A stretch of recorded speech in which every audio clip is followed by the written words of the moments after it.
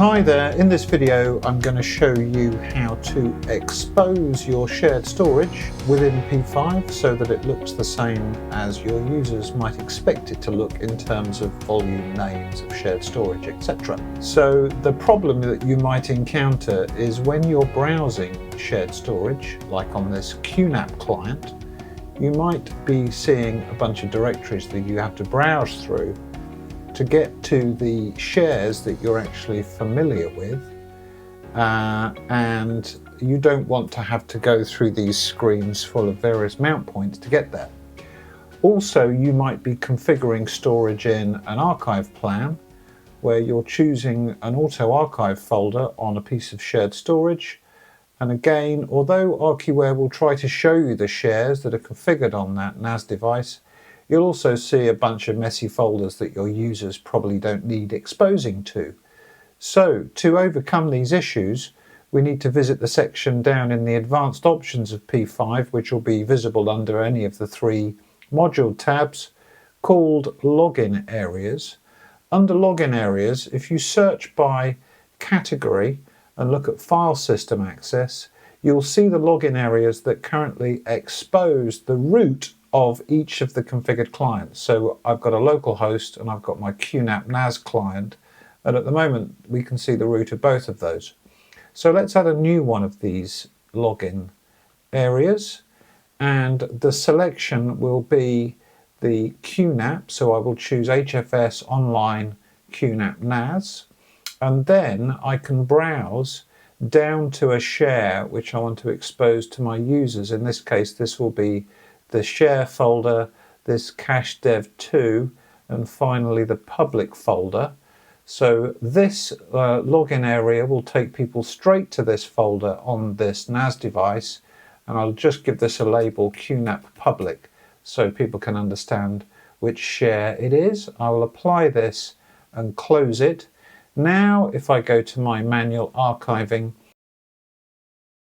I see the QNAP public, which takes me directly to the public share on my QNAP, but I still see the QNAP NAS, and this one still shows me this big mess of folders. So I can disable this by going back to login areas, going to the QNAP NAS file system that shows the root, and simply disable this one so that now manual archiving just shows me QNAP public. In addition to this, to make it even nicer, I can go to login areas, edit the one that we just created, and we can put it under its own section. So we could have a new section called NAS devices. And now when I go to manual archiving, we see QNAP showing up under NAS devices. And also when I am configuring my archive plan with an auto archive folder here, I'll also see QNAP public at the top under the heading that we prepared for it. The same thing can apply to restores. So if I'm restoring my archive index and I go into an index, at the moment, in order to find things to restore from that public share, I have to drill down in order to find the public share and then find things inside that I archived.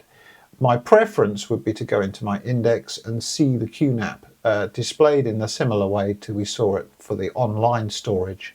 So to do this, I go back to login areas. Under here, I can see my default archive index. Currently, I get to browse the whole index from the top.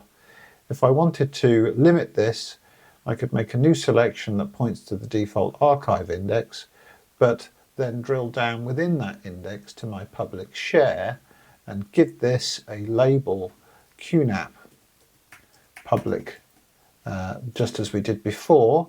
I'm going to leave this without any new sections being shown, and now if I go to restore, I can see QNAP public showing up directly in here, and then anything that I archived within that folder shows up under there. If I want to get rid of the default archive index so people don't get to browse from the top level, I can do that simply by going back to login areas, finding the default archive index and disabling that one. So the only way to browse the default archive index is now via this specific folder within the index, and that might be much more convenient for my users.